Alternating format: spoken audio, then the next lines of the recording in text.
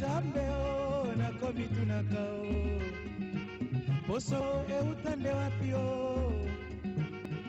Yesu mwana Nzambe yende mondele Tesunanga oyopa Aebisinga yonza mondele Asinga na yebi Dondo kupela kinga Atamu na Eva bangonde mindele Nakikaka puna bayuda puna ngaite Sengalinga na luka Nzambe na ngai ya bamwindo Soki za bulu foto moto mwindo Injustice euta wapio Abama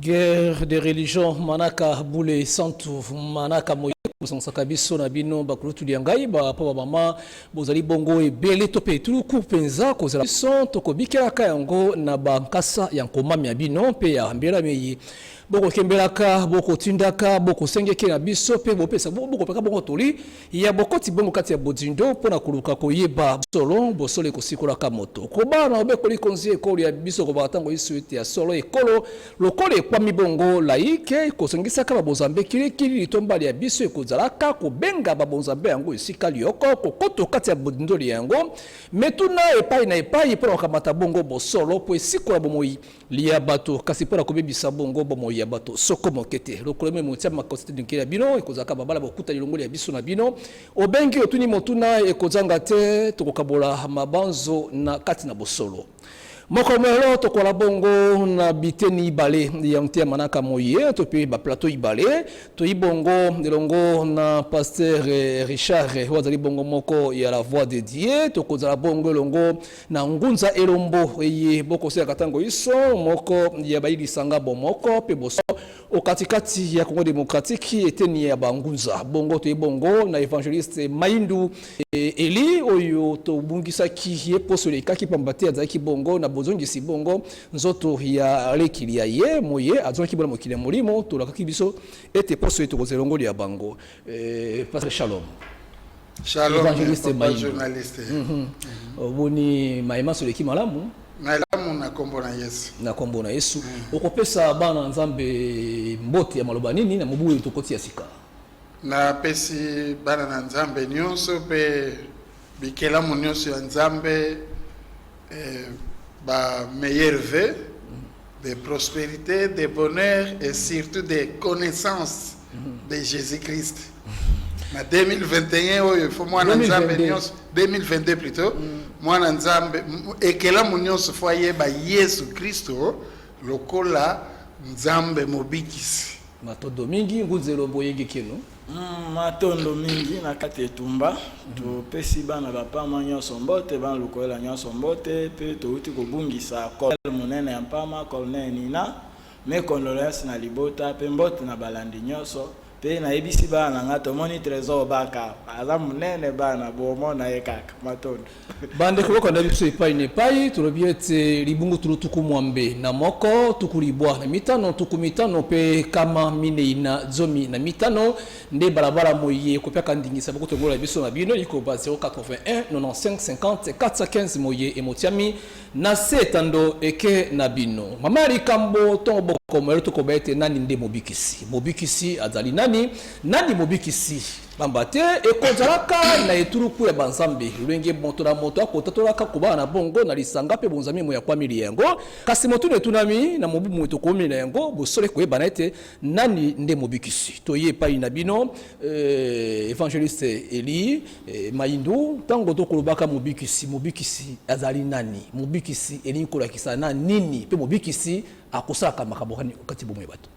Bon, d'abord faut définir d'abord lobiko mobikisi ndenge to bandaka émission na biso mutu akabwana na Nzambe donc azaki privé na gloire de Dieu donc akomaki destiné à la mort que ce qui mutu akufi akende libela mais Nzambe na mawana ye atindi mwana na ye o babengi Yesu Masia ayana mokili baboma ye po mokili mobimba ebika pona ye tokotanga ngo na Acte chapitre 12, chapitre 4, verset 2. Abalobi, il n'y a de salut en aucun autre nom, car il n'y a sous le ciel aucun autre nom qui ait été donné parmi les hommes par lesquels nous devions être sauvés. Oh, c'est une déclaration universelle, il y a Bible. Bible ezali livre, donc livre ya ba livre et botami likolo ya Bible. Lokola ye a déclaré que mokili mobimba ezana kombo mususu te oyo ekobikisa bato. Ngana koko sunga yo na bikisi na bikisi yo na molimo te.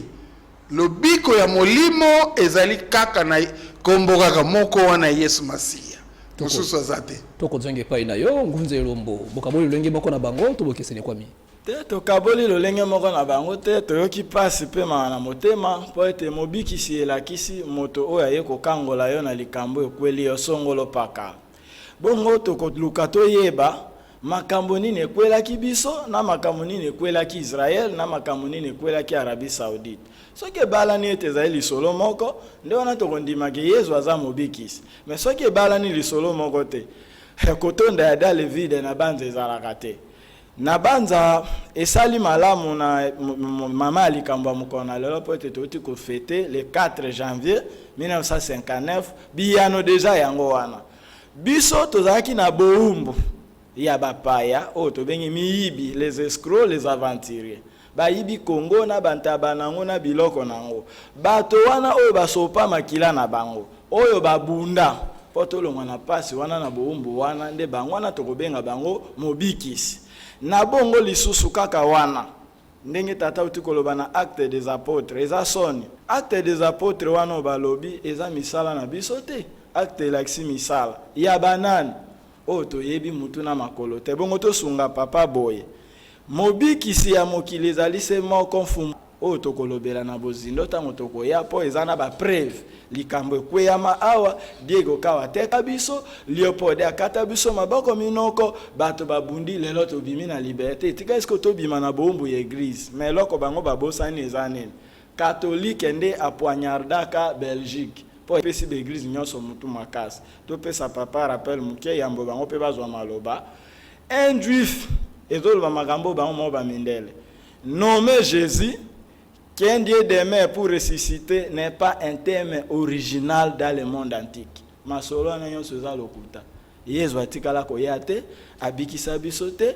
Soki bongo ba démontrer biso boumbu nini tozalaki nango, pasi nini tozalaki nango, lisumu nini tosalaki, mboka nini Yesu ayaki awa, tokondima. Mais soki yaki akaka ba Diego Kao, ba Leopold de batwana nyonso ba Livingstone banane awande ba Yesu na bango Congo. D'ailleurs Yesu azaka te to ko démontrer yango. Mobiksi c'est moko kimbangu na bangunza. Evangeliste Maindo.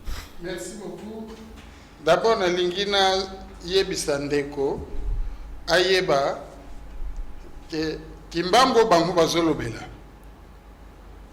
Basaleli yepe église. Mais église yango bakomi Église de Jésus-Christ par son envoyé, le prophète Simon Kimbangu. Donc Kimbangu batindie na Jésus-Christ, bangomoku ba témoignant. Jésus-Christ atindi Kimbangu, kende na mokili mobimba osakola ke n'y a qu'un seul sauveur, ngai Yesu Masiya.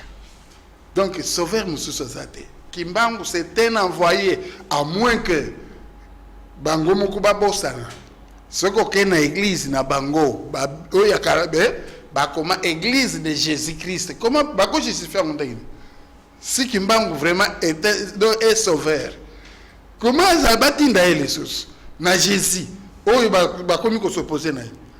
Donc le problème est que Kimbangu bazoloba oui nous le reconnaissons comme politicien. Oh, a revendiqué qui m'a belé à RDC. N'est-ce pas? Politicien nyonso, ndenge tolobelaka Lumumba, Kimbangu, Kipavita sont des héros. Pour na libérer moi portion ya mabele ya Congo na biso. Toko benga on peut lobiko mais ya nzoto.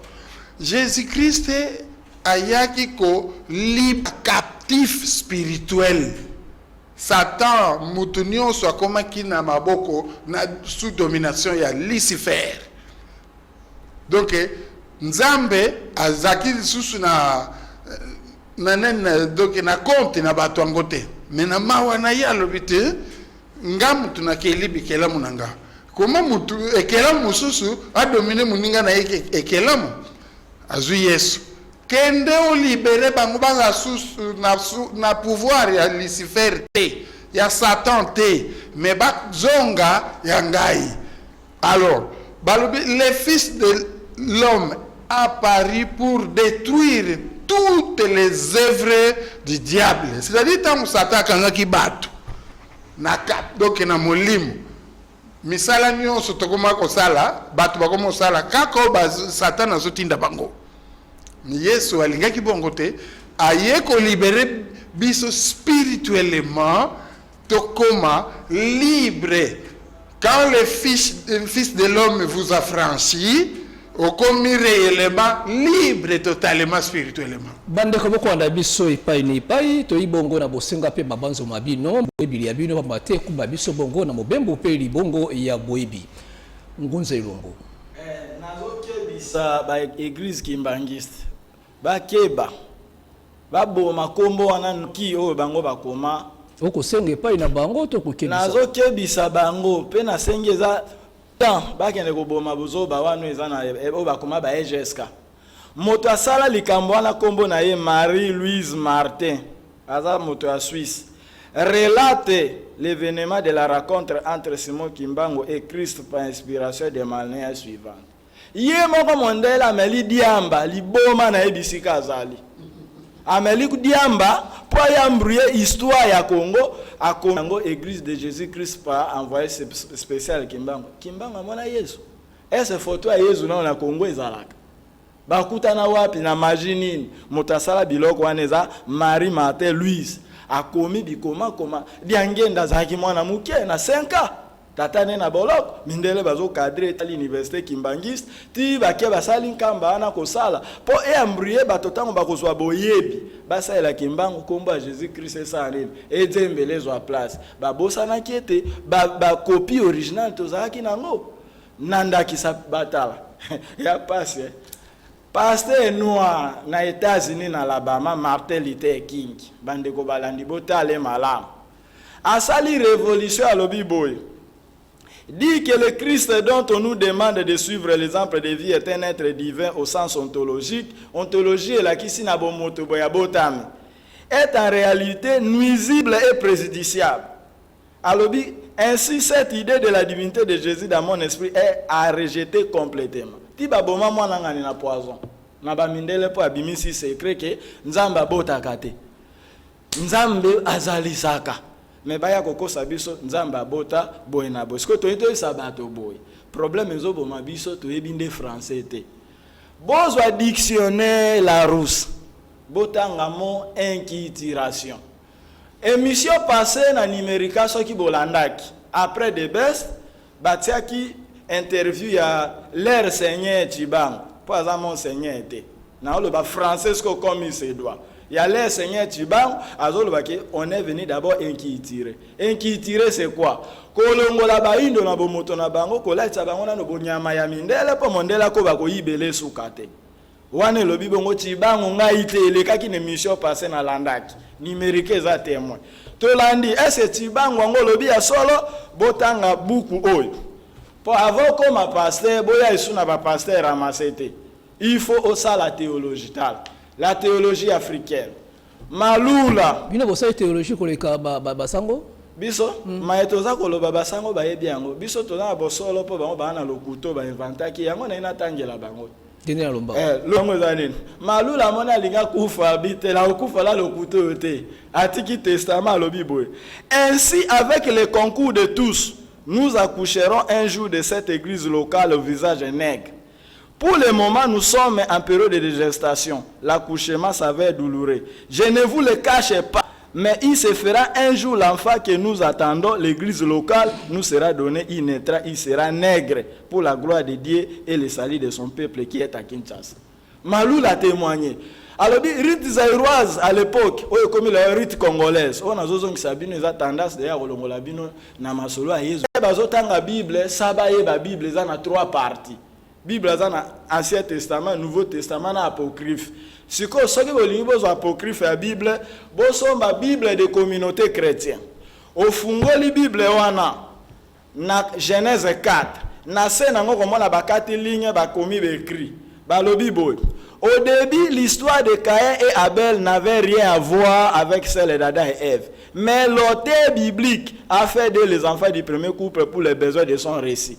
Ma solo nyoso papa zobete za mythologie makambo ezalate ya lokuta. So moto azalate akoya kobikisa bato ndenge nini. Pour preuve Tertullien est latin auta Rome pour akenda ko vérifier na Israël ce qui Marie azalate lokuta. Bobite Kimbangu azalaki violente azalaki moto ya tsatsate bobi yango Kimbangu azalaki violente. Bongo bino ba dinaye mo konele basusu beaucoup violent makasi kobena batu liboma okati etando pona nini. Bon, matondo mingi tango bongo na bomoto bokoti na bozoba boza banani bato liboma ya bokomi olenge wana liboma wana na sansa wana pote inquiéturation la kisi kokoma liboma to kozongela yo evangeliste Maindu kota bozindo. Merci beaucoup papa journaliste. Histoire oyo na banza mutu nyonso ayebi e nazoko interpeller ba chrétien. Tango babomi Yesu 3 jours après asekui. L'air asekui demo moko akeko lata bakonzi ya mboka babandi ko corrompre batu ke bondi madike Yesu asekui bondi mabiloko wana te. Et ces démons là yango ban ezolata bandeko yo basala ba créer ba livre mususu pour séduire l'humanité. Donc bazoko inventer comment ko casser religion chrétienne, comment casser christianisme. Il faut pas inventer ba histoire ya ndenge na ndenge mususu na yo kaka Kimbangu mutaya ko pesa ba kontinenso ya Afrique bokondi yende avandisi bango na bokondi tala biloko ndenge wana ye azalaka vous comprenez bako c'est la Kimbangu batu makambo te. Kimbangu était un chrétien azalaka diacre na palabalao histoire babomba opona nini mais mwana batu andimela mobiki sina Yesu Masia mais ba oba ye na sima ils veulent falsifier l'histoire. Donc ba chrétien bolanda ba biloko te tala livre n'importe qui peut inventer son histoire à comiango peut batu bakoya bakobando landa okaka vraie histoire eza histoire ya Israël parce balobi le salut vient des Juifs. Vous comprenez? Donc lokola sali yena juif israélien bakopesa biso histoire vraie ya sali du monde pas sali ya nation ndenge tozwa ba indépendance. Le salut ça vient des Juifs, raison pour laquelle Nzambe akibimela na Israël pour Israël abikisa ba nation nyonso sur le plan spirituel. Delo bakomi kubumana bango na bango bazoba bango na bango parce que l'air babimi na Égypte. Un vaste mélange elandi bango. Il y a des gens comme ba juifs mais bazal sang ya Abraham était ezali sang ya bakutimo yo ya kala wana. Mais lokola ba s'infiltrer na kata Israël bakomi kosala makambo neti ya batu nyonso. Or yango na Nzambe ebisi bango makila ya Israël bobala bato libanda te bobala na kabino na bino pona lingite ba mentalité ya bato bakotsa ba occultisme et kotakati na bino mais basali mo mutu makasi babali libanda pe makila wana ya kosambela ka bikeko ya kokenda na ba science lokola boye ndengo zomona bazande ngwana mais un vrai juif agoba muninga te oui bien te abala mazala ki bongo irakien. Oui, Abraham azalaka irakien. Mokili mobimba ebeba mobimba. Maintenant, Nzambe atali ke mokili mobimba ata mutu moko azoluka azali suste. Amoni Abraham alobi bo bima na libota na yo. Nazo sala nation mususu uniquement ya yo. De nation ngo yango wana Israël. abimeli kuna, mais la nation qui importe aujourd'hui c'est Oyubano ya Obabimeli Panaye. Nation juive, nation israélienne. Israélien vraiment. Yangote. Bonso ko kama kolomoyo soko bato bako sosola kimbangu malamu te balobi ete bino moko boko kota bozindo te pona kobimisa bongo ezala kibongo fulusi. Boko kate kotalisa bato bokasi pe ngulia ya nguya ya kimbangu eliko bete bwebi pe kimbangu malamu te. Matondo tata mukimbangu ezali kama ngonga. Ezali kamba presete. Tata kimbanga ba écrit bozo mona lelo ko za librale. Yango yango na bandite. Bomoni théologie africaine oyo. Ngunze Lombo aza tribu mpa makoli na village esika ta imprimerie moko ezate po babenga livre ekomi Elombo il faut batala auteur ya livre zanan Elombo botolo baka ndenge papa trésor baka lo baka vie manzaka vimbisanga siko bokomona kuna cardinal Malula mokolo buku ngai Elombo te na inventé te na lobi solo bokomona livre yo soki baki ata na pongabi po ba vérifier matalité king ngai Elombo te skaka wana pona to prouver tata bible o Elombo te eza na signature ya echu pe na se comique masolo wana kaena Abel eza lokuta eke ko komati na Genèse 25 na be écrit ya Mikie Abraham abota na Isaac te abota Jacob te Jacob pe abota moi epa moninga na te masolo to wana lokuta eza mythologie po papa mona ke ngai Elombo ngani te na yeka ko hebrale nenge kimbanga lobaki bo hebrale. Wana la première question na bango tozo répondre balobi nini. Il ne faudrait pas que les 1000 dictions de détails nous cachent l'essentiel. Qui est l'essentiel? Soit Bible de communauté chrétienne à introduction au Nouveau Testament page 7. Tanga yango okokuta balobi l'évangile est une création exceptionnelle et unique de la littérature de tous les temps. Makamba lokuto basali kosala eza Elombo te. Pona likamba fumu kimba. Fumu kimbangu azalaki chrétien.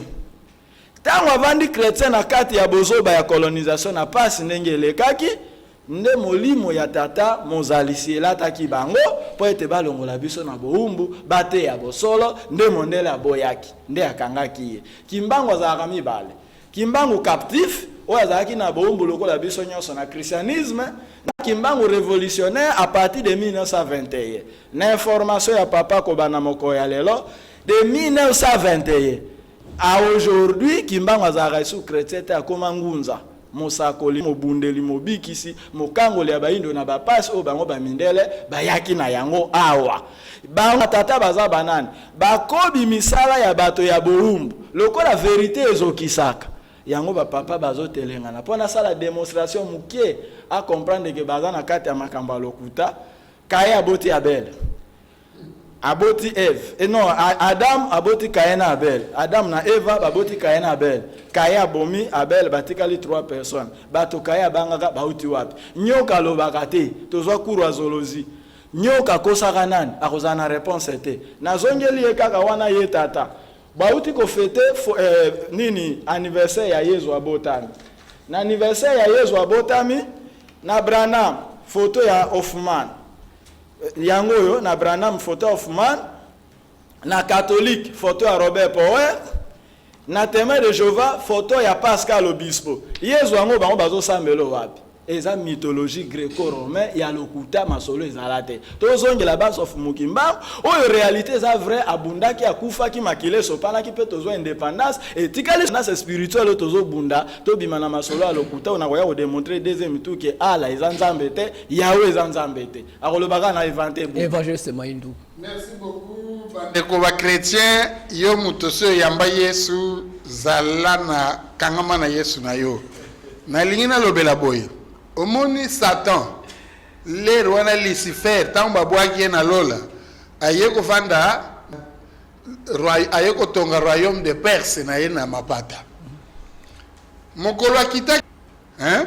tango akiti na mokilio ya biso esika ba être humain tozali abandi ko observer bato ya mokili akuti 3 groupes de personnes groupe ya liboso amoni groupe ya bato bazalaka na haine mingi bazalaka na jalousie mal placée bazalaka na sadisme, c'est-à-dire mukonyoko la moninga. Après ce groupe wana couleur noire. Deuxième groupe, ce sont les êtres humains qui aiment tout démontrer. Qui cherchent à savoir le pourquoi de toutes choses, cherchent à expliquer l'existence de Dieu au moyen des sciences. Vous comprenez? Balingaka ba yeko ba sala ba luka ba science nyonso ba yeko lango. Donc batuana Satan pesi bango couleur blanche. Troisième groupe, ce sont les êtres humains qui aiment la richesse, l'élévation, les pouvoirs et la domination. Baza capable ya koboma mutu po azwa biloko wana. Satan pesi bango couleur rouge. Donc, couleur noire, couleur blanche, couleur rouge. Kunande, les trois magies et bimeli. On se comprend? Alors, ce totali, pendant, mais les toujours démontrer chaque magie, banani, bazaba spécialiste kuna. Or, na magie noire, il y a biso en Afrique. Monde mobimba, même n'importe magie noire, allez, ba spécialiste kuna ba sorcier. Magie blanche, ba spécialiste kuna bato ba franc-maçon wana ba science occulte. Vous voyez? Magie blanche nde bato yo bazo sambela ba ange ba étoile. Ba monyoso wana baza ba serviteur de Lucifer. Mission na bango batindi bango. Nazo tangelo 5 kaka. Bref kaka. Donc Satan a tindi bango, premier objectif créer le syncrétisme pour détourner l'humanité de la volonté Yanzam. Deuxièmement, rendre les enfants de Dieu ignorants de la parole. Troisièmement, combattre l'Église et nier la divinité de Jésus. Quatrième, défaçonner la Bible. Défaçonner la Bible pour rendre du mal. Cinquième objectif, créer des fausses doctrines avec enseignement erroné pour égarer l'humanité. Donc, en bref, bande kunabiso oyo bazo bossa na sont des serviteurs ya Satan. Bon, parce que il y a diable.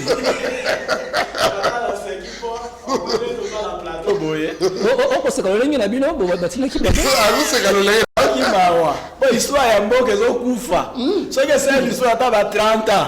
Et donc, continuer la Bible, autokufa la liga le kei, qui congo kei français tikali le la bagé. Nous sommes un peuple sans qui tue, un peuple à kokufa. C'est un peuple sans âme. On dit mais il qui bâtit des na diabolo. Te biso to tinami na kumunza komba. Bango de batinami na diabolo et catholique. Bon église Dios, bon église Dios za les catholiques attaque la réforme de l'église. Makambo na ekoloba, église catholique aza témoin que na ya ba Job, ba Jacob ya lokuta bazate.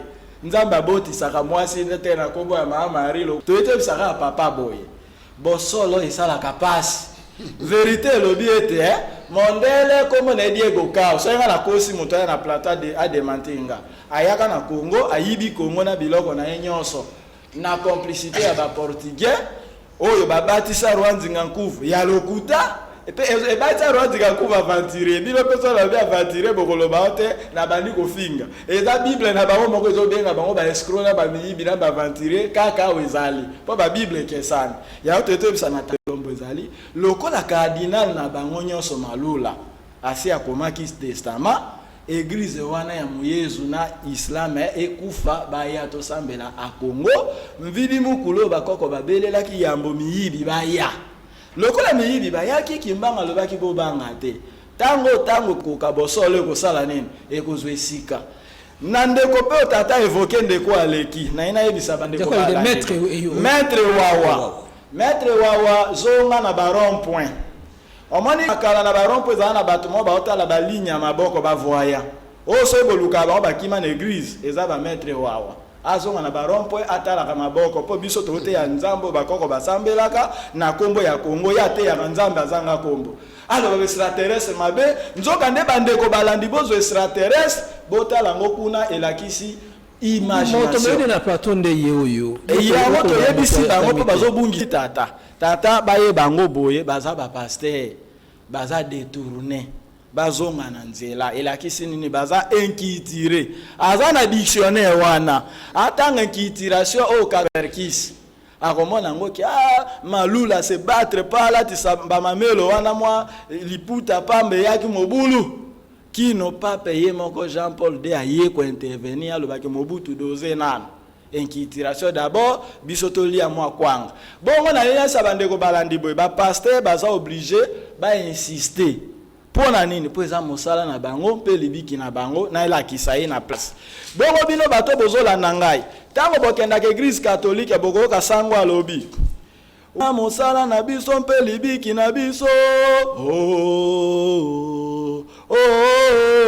ezalaka message bakomela bango eza na apocryphe zwa buku ya bible na kombo bible de communauté chrétien na Genèse 12 na nse kuna komona bakati ligne balobi boye les lecteurs chrétiens yango na ina sapa pasteur azalaka pasteur ete aza lecteur pasteur aza lecteur chrétien les lecteurs musulmans doit donc accepter dès le départ le caractère unique de sa vocation. Elle est à la fois sa richesse et son service au monde. Vouloir se remettre dans les rangs n'aurait ici aucun sens, puisque les autres ne lui envient pas sa place. C'est ça le kuta. Et ça nango shida. Et ça nango commerce au église des autres salles. Mais néanmoins na Congo, tu as pour ça to réformer église. Na lilobayanan, il y a Karl Baf. Un Suisse ou aloba réforme l'église de Longola biso makambo nyos etikala biso ka kindoki ya Bible confirmé par Donald Trump ou utiko sala discours Donald Trump déteste les Africains et les Arabes batanga ngote ba bisi biso ba pasteur ba kendo bomba mbongo na poto ba exploitaka biso mbalo yo non to ana posa alola te to ana posa Congo ebonga to ana posa ala na yawete za ba création littéraire za nzambe te nde turo vérité ko bimakaka ba mataba kitaba boya balinga fumuki to kende ko benda suka. Merci papa journaliste. Ndeko nanga yoyo soki azalaka mokolo Yesu asekwaka mbela zali parmi bato baliaka corruption mpona koloba ke Yesu asekwi te alembongo mpo donc abebisa vérité parce que ndenge azokangama na balivre bafalsifie balivre bakomi bango moko bato nyonso zotanga baza bato papa malula azalaki mutu akoki na ye mpe azalaki na mission akolibere mboka te biso selon thème ndenge olobi mokili mobimba lere bungi bakotaki na bakutime ya bango moko inspiré par Lucifer donc maintenant bakutime wana ba esprit nyonso ezalaki capturé na bakutime wana maintenant tango Yesu aye pona verbe ye moko azako utiliser Yesu aye pona inculire mokili mobimba c'est-à-dire totika bakutime oya kala wana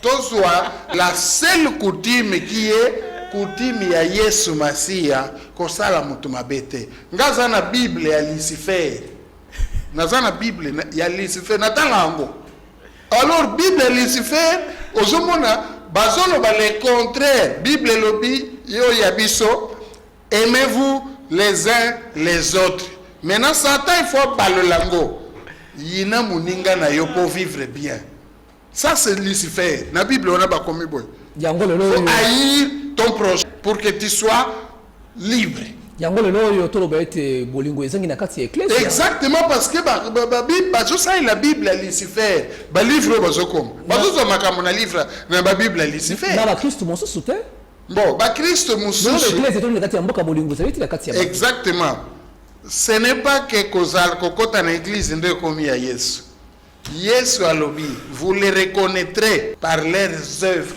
banane na ba Christ okoyeba vraiment Christ na bizaleli na ye bao ba fo ba Christ okoyeba bango pe na bizaleli na bango elateli na bango na elateli na bango donc okoyeba bango donc église chrétienne na biso ce qui est baby parce que bato ebele ba muso ba keluka mbongo na bango muso comprendre ya on zo senga no bakambi ya ba église ba marathon to soutien ezala na seul objectif contre sa doctrine ya bana nanza contre doctrine ya Jésus batu balata vraiment ba vandi sa doctrine ya Jésus na mitema na bango baso ba enseignement ya boete kasi to kolobaka na tula ki motuna epai ya pasteur Richard to kino Rwanda X kala mingi te alobiete e moboko evanda ki malamu to christianisme emoye isika yeye fimbo pe makambo yiso bato babundi maki yango kasi bayekola ki penza bonzambe malamu to Kristo malamu te kino mokolero omoni mire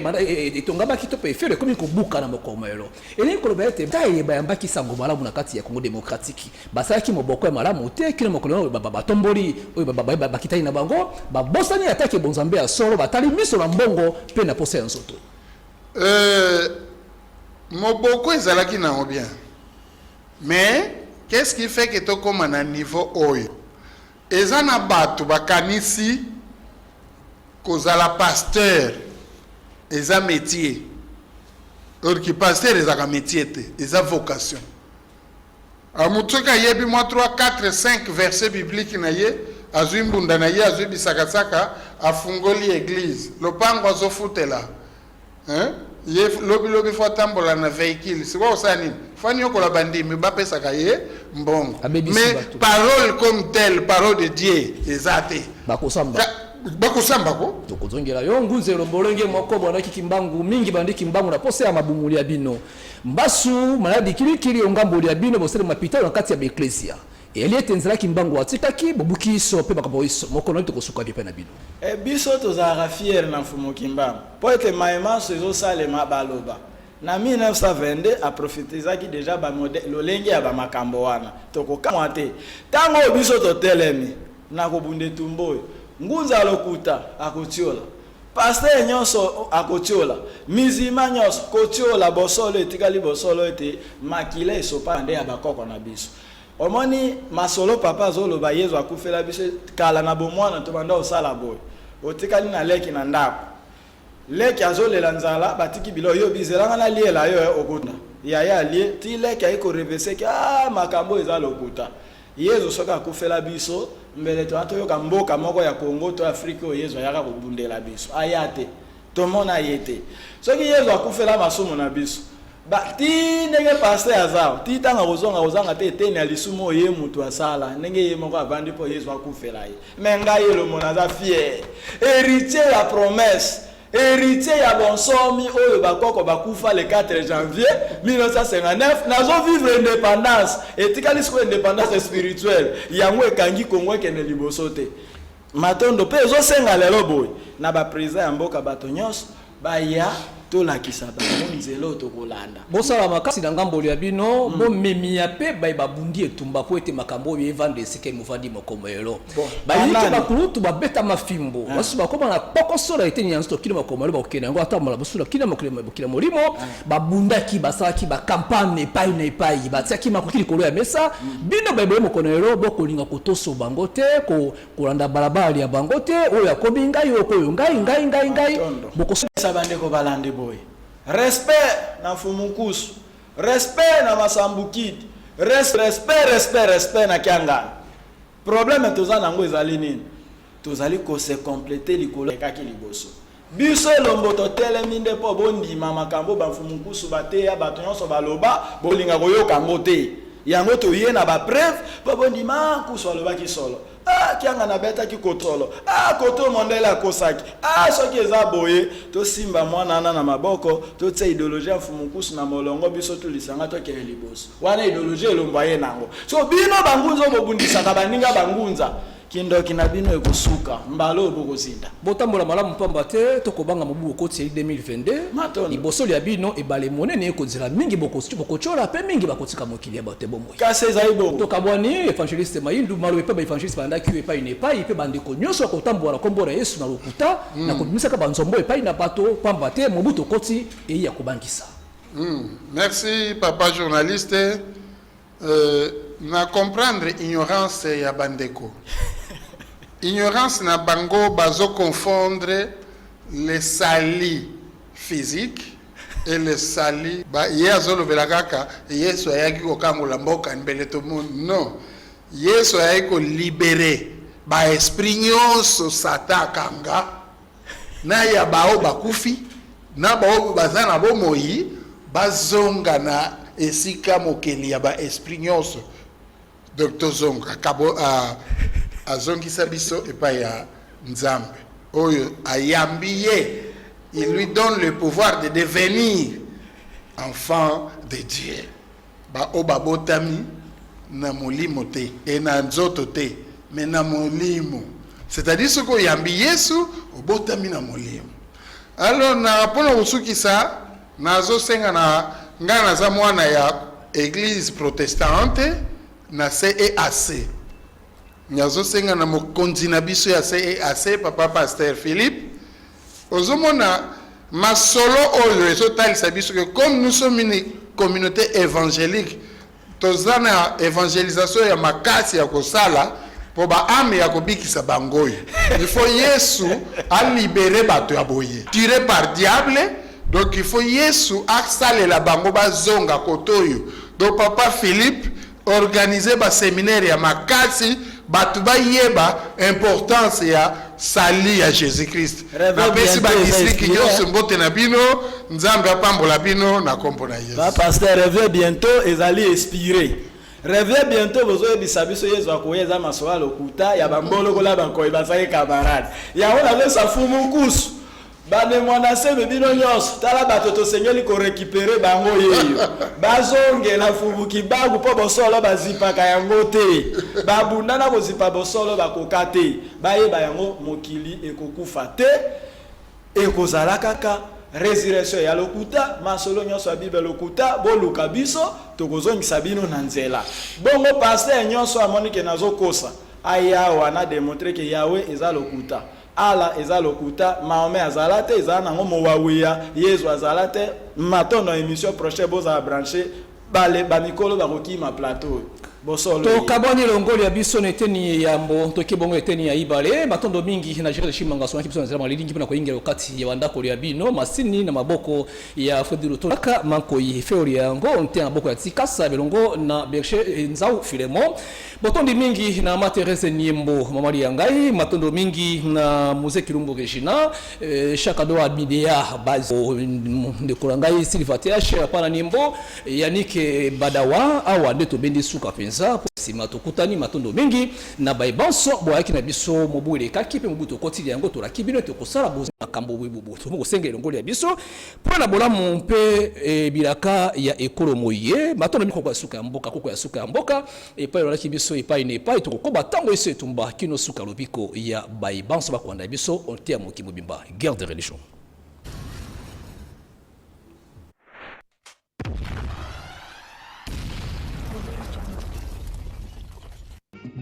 Zambe o na komitunaka o Poso mwindo eutande wapi o Yesu mwana Nzambe yende mondele Yesu nanga oyoba ayebisinga yonza mondele asinga na yebi yonda kupela kingai Adamu na Eva bangonde mindele Nakikaka mpona bayuda mpona ngai te sengelinga na luka Nzambe na ngai ya bamwindo Soki zabulu foto moto mwindo Euta wapi o mama natali ozala makila ya pindele te makila na yoko ya bamwindo te ozala makila ya lobiko Afrika miso efungwani Afrika tozonga sima te mama nakobitu